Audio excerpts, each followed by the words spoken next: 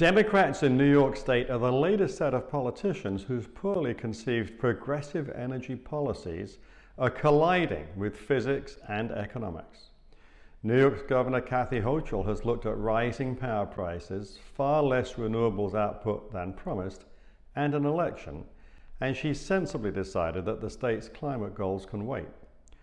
By law, 70% of the electricity must come from renewables by 2030, just 5 years away.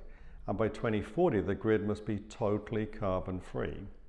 Inconveniently, offshore wind is only 1% of what's needed by 2030 to reach that goal. Storage is only 8%. A mandate to make new buildings all electric has been delayed.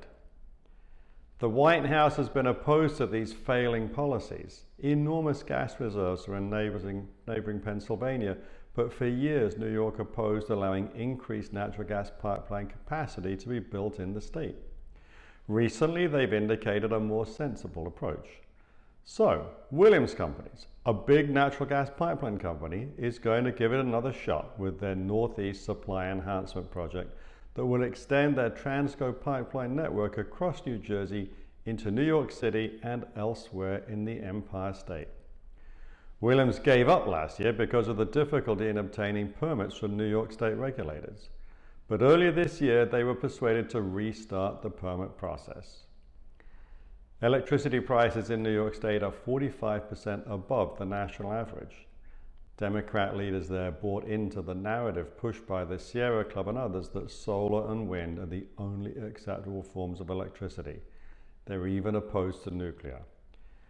To see how progressive energy policies play out, look at Europe, which has some of the world's highest electricity prices, along with slow GDP growth and a slow exit of industrial capacity to other parts of the world.